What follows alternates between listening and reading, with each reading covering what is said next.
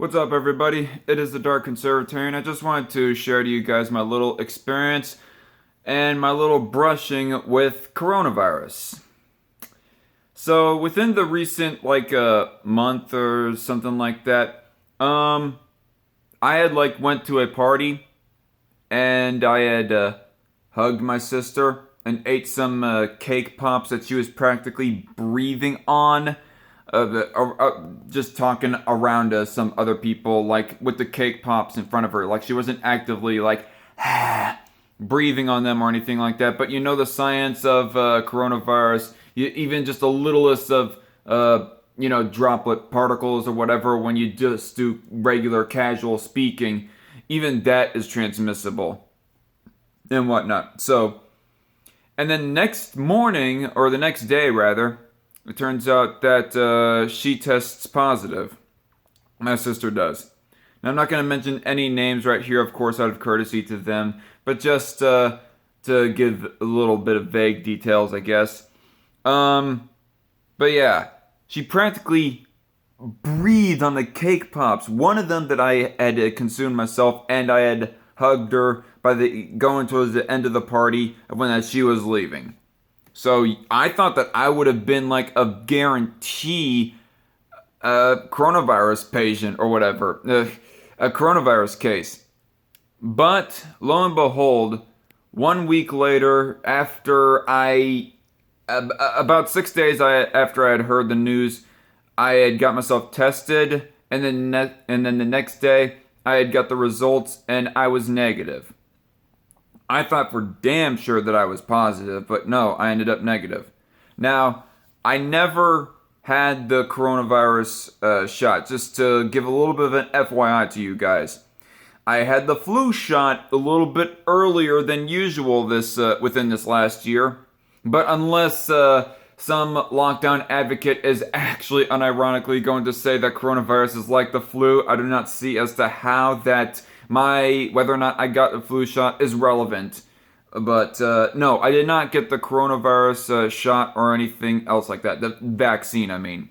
So, and going about a week and a half later, 2 weeks even for that matter, I am still not even showing symptoms. Like, it wasn't a false negative that I had got, evidently.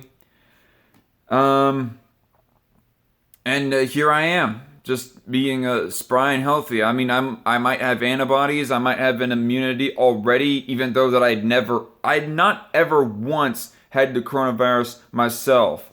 So I don't know what the deal is there, and I'm not trying to downplay other people's experience with the coronavirus.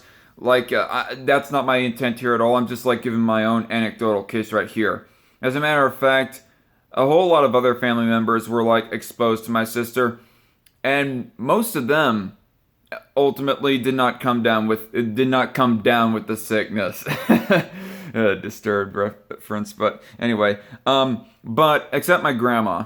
My grandmother, she ended up testing positive and had some congestion and stomach ache and muscle soreness, and I guess she had one of the milder cases or whatnot. But she ended up ultimately not having to go to the hospital or emergency room or anything like that.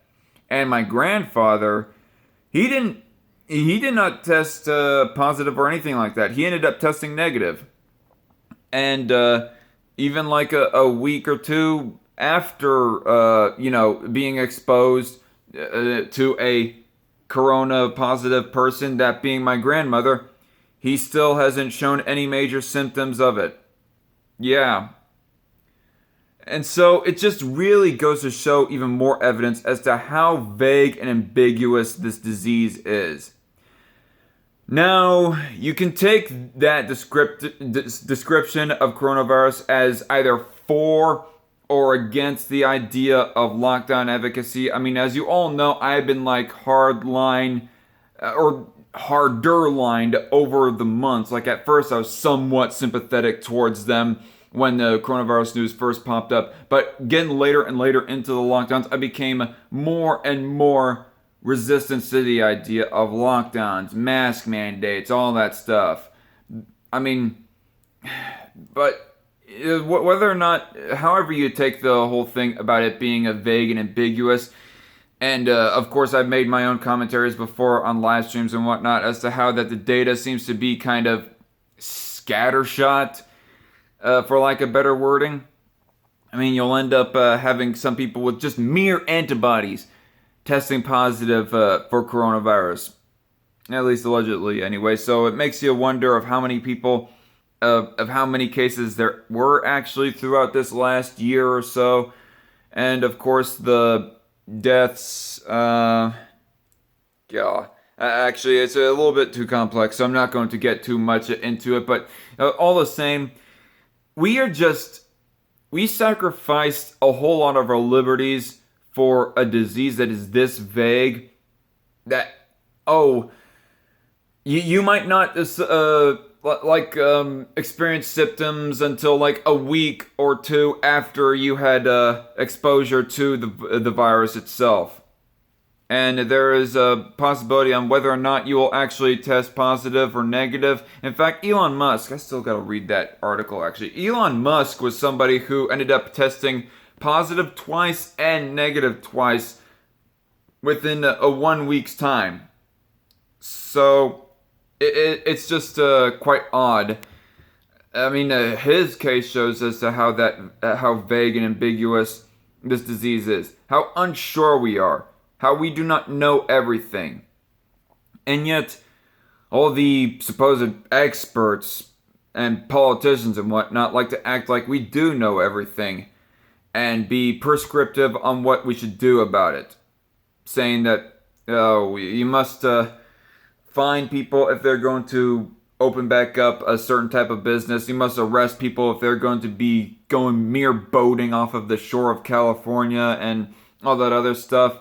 We're going to arrest you for taking your kids to the playground. We're going to fine you for walking down the sidewalk with nobody near you, but we see you not wearing a mask, and so on and so forth. It's real sad, the state of that we are in right now. I mean, it's one thing for, I'd be more sympathetic if we were to like put some lockdown measures if this was the freaking bubonic plague, which, if I recall correctly, has like a 90% certainty, if not more than that, that you are actually going to die if and when you catch it. But this coronavirus, 99%, more than that even, survival rate. And even experiencing the symptoms is, it's kind of a hit and miss on how bad that your experience will actually be, how debilitating it will be. But yeah, I'd be more sympathetic towards the idea of lockdowns if this was the bubonic plague, where we are more certain as to how deadly it is. But with coronavirus, we're not even hardly close to certain on how deadly this disease is exactly. Now, again, I'm not trying to downplay other people's experience with this and whatnot. If you ended up having a case yourself, if it ended up being so painful, those 2 weeks that you had to spend at home, if you ended up having somebody die because, at least allegedly anyways, because of coronavirus, well then, I'm sorry, I really am. But I'm just bringing my case here, my own anecdotal case anyways, as to how that, in my personal experience, this was not worth it. Hopefully, the infringement on liberties can be undone, but who knows? Maybe we are already at the point of no return.